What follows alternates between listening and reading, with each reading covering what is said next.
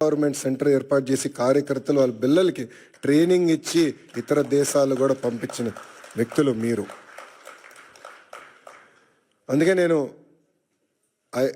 HRD అదేవిధంగా skill development మంత్రి అయిన తర్వాత ఒక ఆర్గనైజేషన్ ఉంది, అది ఉందని కూడా నాకు తెలియదు వాస్తవంగా. ఆ ఆర్గనైజేషన్ పేరు ohm cap, overseas man power corporation of Andhra Pradesh. అదొకప్పుడు బాబు గారే బ్లూ కాలర్ వర్కర్స్ అంటే కన్స్ట్రక్షన్ వర్కర్స్ మిడిల్ ఈస్ట్కి వెళ్ళేదానికి ఒక ఆర్గనైజేషన్ ఉండాలని చెప్తే మేమందరం కూర్చొని చర్చించి బాబు గారితో కూడా చర్చించిన లేదో అది బ్రాడర్గా చేయండి, ఎక్స్పాండ్ చేయండి. ఇప్పుడు ఏదైతే మీరు ప్రజెంటేషన్ చేశారో మన తెలుగు ప్రపంచం మొత్తానికి ఎట్లా ఎక్స్పోజ్ చేయాలి, ఆపర్చునిటీస్ ఎక్కడున్నాయి, అది ఒక భాగం అవుతే ఇతర దేశాల్లో ఉన్న తెలుగులో తలసరి ఆదాయం డబుల్ ఎట్లా చేయాలి దానిపైన మీరు ఫోకస్ చేయండి ఆదేశాలు జారీ చేసిన వ్యక్తి గౌరవ ముఖ్యమంత్రి చంద్రబాబు నాయుడు గారు. అంటే ఆయన ఎప్పుడు కూడా మన గురించి ఆలోచిస్తారు, మన భవిష్యత్తు గురించి ఆలోచిస్తారు. తెలుగులో ఎక్కడున్నా అన్ని రంగాల్లో నంబర్ 1 ఉండాలనే లక్ష్యంతో ఆయన పనిచేస్తారు. ఇప్పుడే భరత్ అన్నట్టు గౌరవ ముఖ్యమంత్రి గారు రాజకీయాల్లోకి రాకుండా ఉంటే ఆయన ఈలాన్ మస్క్ ఆఫ్ ఇండియా అయ్యేవారు అని అన్నారు. I would have been very lucky or unlucky, I don't know. ఎందుకంటే చంద్రబాబు నాయుడు గారితో పనిచేస్తాం తేలికని పని కాదు, అంత తేలికైన పని కాదు. మేమందరం నవ్వుకుంటాం అంటే ఆఫీసర్స్ మేము రాజకీయ నాయకులు అందరూ కూర్చొని మాట్లాడుతుంటే సూర్యుడి దగ్గర నుంచి ఆప్టిమల్ డిస్టెన్స్లో ఉండాలి. సూర్యుడి దగ్గరికి వెళ్తే మాడి మస్ అయిపోతాం, సూర్యుడి దగ్గర దూరంగా ఉంటే చల్లగా ఉంటుంది. అంత ఎనర్జీ ఉన్న వ్యక్తి చంద్రబాబు నాయుడు గారు. అంటే అహర్నిశలు పనిచేయాలి, సమాజానికి సేవ చేయాలి. అటు తెలంగాణ కానివ్వండి, ఆంధ్ర కానివ్వండి, తమిళనాడు, కర్ణాటక, అండమాన్ నికోబార్, ప్రపంచంలో ఎక్కడ తెలుగు వాళ్ళు ఉన్నా అన్ని రంగాల వాళ్ళు నంబర్ 1 ఉండాలి, వాళ్ళు ముందలు తీసుకెళ్ళే లక్ష్యంతో ఇప్పుడు కూడా అహర్నిశలు పనిచేస్తున్నారు.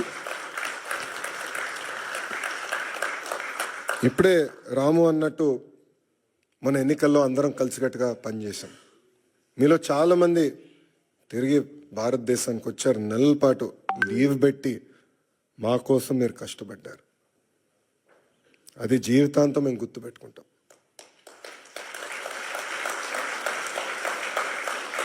ఎందుకంటే మీరు అందరు ఇక్కడ ప్రొఫెషనల్స్గా ఉన్నవారు, ఇలా ఆంటర్ప్రినర్స్ చాలా తక్కువ మంది ఉంటారు. సో ఒక 2 నెలలు 3 నెలలు ఆఫ్ తీసుకుని వస్తాం అనేది తేలికని పని కాదు, కానీ మీరు వచ్చారు.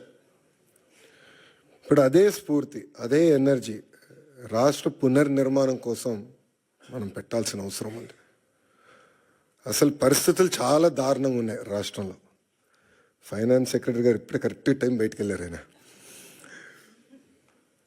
మన ఫీ రీంబర్స్మెంట్ విషయంలో ఫీ రీంబర్స్మెంట్ మనం చెల్లించాలి, చాలా ఆలస్యమైందంటే అంటే ప్రయారిటీస్లో ఇది ఇంక ప్రయారిటీ ఉంది, చేయాలి, మనం కంపల్సరీ చెల్లించాలంటే చాలా కష్టపడాల్సి వచ్చింది. అంటే అప్పుల పాలైపోయాం, వడ్డీ కట్టలేకపోతున్నాం, జీతాలు సకాలంగా చెల్లించలేకపోతున్నాం, అనేక ఇబ్బందులు. బట్ బాబు గారు పదే ఒక మాట అంటారు, opportunities are where crisis are. So అందరం మన రాష్ట్రాన్ని పునర్నిర్మాణం చేసుకోవాలి. ఇప్పుడే రాము ఒక మంచి మాట అన్నారు, తెలుగులో ఆంధ్ర రాష్ట్రాన్ని వదిలేసి ఇతర దేశాలకు వెళ్ళి నంబర్ 1 అయ్యారు, కానీ ఆంధ్ర రాష్ట్రం వెనుకబడి ఉంది. ఇప్పుడు తిరిగి రండి, పునర్నిర్మాణం చేద్దాం, కలిసికట్టుగా కష్టపడదాం.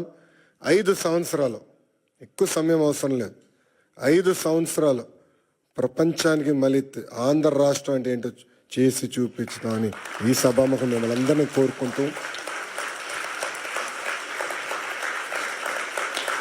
ఇప్పుడే భరత్ చెప్పినట్లు ఎకనామిక్ డెవలప్మెంట్ బోర్డు ఉంది.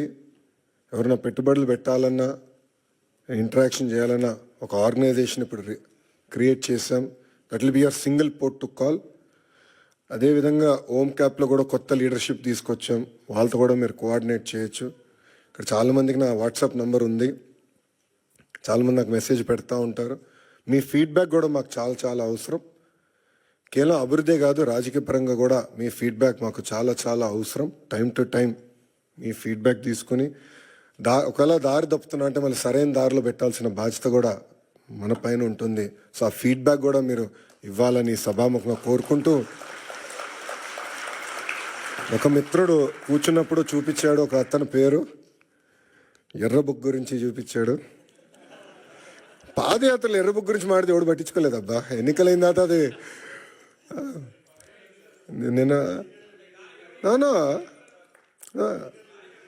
నేను దాంట్లో డౌట్ వద్దు. మీరు చూస్తే నేను పాదయాత్రలో చాలా స్పష్టంగా చెప్పా, ఎవరైతే చట్టాన్ని ఉల్లంఘించి ప్రజల్ని కార్యకర్తల్ని ఇబ్బంది పెట్టారో వాళ్ళని వదిలేది లేదు అని చెప్పా. ఒక్క నిమిషం ఆగండి, ఇంకా ఇప్పుడే కాదు.